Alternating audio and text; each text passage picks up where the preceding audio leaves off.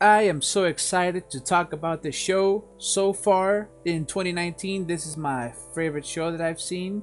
Spoiler alert, by the way, let's just get that out of the way. Spoiler alert, I might spoil the. Nah, I'm going to spoil a lot of things. This is the first Amazon Prime original that I have watched, and it was already better than 90% of the shows that I've seen on Netflix. And for me, the reason is, well, besides the original cynical dark take on superheroes, which is great, I think it's because of the characters themselves. So let me just get into that first, the characters, and let's start with the obvious one, Homelander.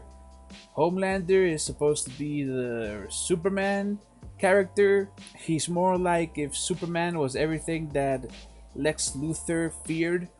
Lex Luthor and Batman from Batman v Superman. You know, this unchecked power. We can't have this unchecked, powerful super being, and he's so evil. I understand that the guy who made this show, well, rather who made the comic that this show is based on, hates superheroes, and I don't hate superheroes, but I'm definitely burnt out.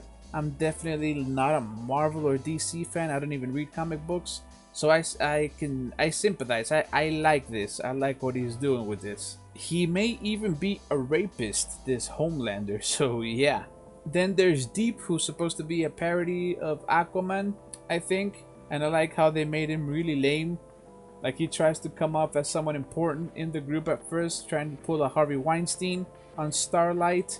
But in reality, he's just really lame, and he's like a laughing stock, and he's always talking to fish. And I love what they do with him trying to save lobsters and trying to save a dolphin. That was great.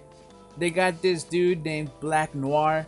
I'm pretty sure he's supposed to be Batman, and he does nothing. I don't know if that's part of the joke. Like, are they implying that Batman, someone like Batman in the Justice League, they don't know what he's supposed to be doing there because he doesn't have superpowers? I thought that's what I got out of it. I liked it. I like that there's a guy there called Black Noir, which just means black. That I thought that was great. He doesn't talk. He's just there sometimes. Queen May. There's Queen May, who's supposed to be Wonder Woman, and I see her as what Starlight could become. She used to be what Starlight was, and she let the whole cynical process of being in the corporation vault, and you know, the bad influence of Homelander get to her. So you're not supposed to like her. She's bad as well. She's really flawed. But I think she's there as an example of, hey, Starlight, come on, you're the one that's gotta pull through and not become this. A Train, you got A Train, who's clearly supposed to be the Flash. A Train and Huey, who is the show's protagonist, kinda had the biggest arc.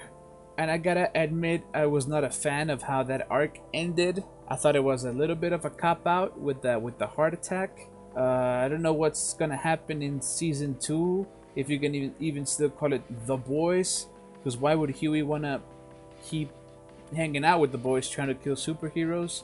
I don't know if that's gonna happen or not, but again, I just thought it was a bit of a cop out. Either they make up. I'm talking about A-Train and Huey, or one of them ends up killing the other one. I would have preferred that, but hey, okay, they're not going with that. That's fine. I want to see what they do with it in season 2. I'm not quite sure who Starlight is supposed to be, or Translucent. Okay, I'm not very well versed in comic books. I like Starlight for the most part. You could say she's the straight man here, or straight woman, where she actually wants to do good. She's not cynical. She's not doing any of this for profit. She actually wants to make the world a better place. And then you have who I consider to be the character who most unfairly got treated, who is Translucent, the Invisible Man. Again, I don't know who he's supposed to be a parody of, if even. Maybe he just made up for the show. They He gets killed by someone who didn't have any beef with him, really, Huey. And it was great. It was great how, you gotta use cunning and be creative, because we're talking about the boys who are just normal people trying to go after people with superpowers. So I like that. I like how we're no longer destroying and leveling cities, but now we're looking for creative ways on how to kill these people. And the way they did him, I really did enjoy. But I mean, keep in mind that's the only hero they kill in 8 episodes, which was a little disappointing. But hey, we still know there's a season 2 coming up ahead. Alright, now let's get to the boys themselves. Let's start with Butcher, William Butcher, played by Karl Urban, who is awesome, I think, in everything. Butcher is, I don't want to say evil, but he might be a little bit evil as well. I'm not sure we're supposed to like this character, even though somehow he is likable. You can relate to his motives, and I like how his motives aren't really revealed at first. Okay, there's a little mystery there. He's manipulative, and he is a liar, and he's, you know, he's a loose cannon. Huey, well, Huey is just a normal guy, the most normal out of all those normal guys. He does have a little bit of a character arc from dorky white guy to, hey, learning to stand up for yourself and to think for yourself, most importantly. And the other two, you know, Mother's Milk and Frenchie, they don't get much character development as much as Butcher and Huey, but you know, they're fine. I like them enough. However, I could do without the female. Okay, I'm not still quite sold on her yet, but like I said, season 2 coming up. I'm hoping she actually does something interesting, and if she is a member of the boys, maybe they're gonna have to change the name, because I'm kind of triggered by that. Just kidding. This is the right way to go. I really enjoyed this show. I like how, even if it is Amazon showing the dangers of a large corporation, I enjoyed it just because it's a dark, cynical world. It's realistic. When I think of a realistic take on superheroes, I'm not thinking of whatever Zack Snyder thinks he's doing. Okay, this is what I'm thinking. No villains, you know, three-dimensional characters. All the superheroes have inflated egos. It's not all just perfect Captain America, Superman-like perfect beings. It even pokes fun at religion. Okay, it's not a politically correct show at all, and that's very important, I think, in 2019. You even got a gay preacher, Mr. Fantastic like character in there, which was fun.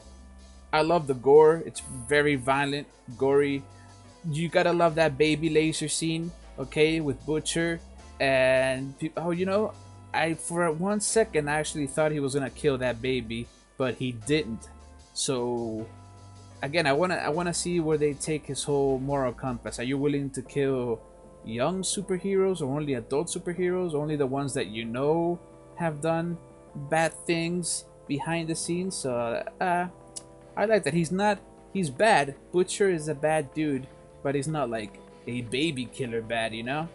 And of course there's the airplane scene, and I know there's 2 airplane scenes, but come on, you guys know which one I'm talking about. Wow, I have not seen something that bleak in a long time. I have not seen someone so unlikable, someone that I love to hate so much as Homelander, and to some extent Queen May. She could have done something more. Okay, Homelander was just looking for excuses not to be in there. For 1 split second even, you're like, come on, you cannot be this evil, this bad, this selfish. Just save the child, save at least 2 little girls. But no, nothing. This show just keeping it real 100% all the time. And wow, it's really dark comedy. I mean, they went all out. I love it. I've seen what, like 55 Marvel movies in 10 years, all of them with like, oh, the optimistic, hopeful, you know, that's fine, you know, but come on, I want to see something for adults every once in a while, you know, something like this. If I had to nitpick anything, I'm just gonna end the review with this, is I'm not a fan of cliffhangers, especially not nowadays when any show can get canceled. Okay, I used to watch Under the Dome and The Mist, and both of those got canceled before any closure, and I really hate that.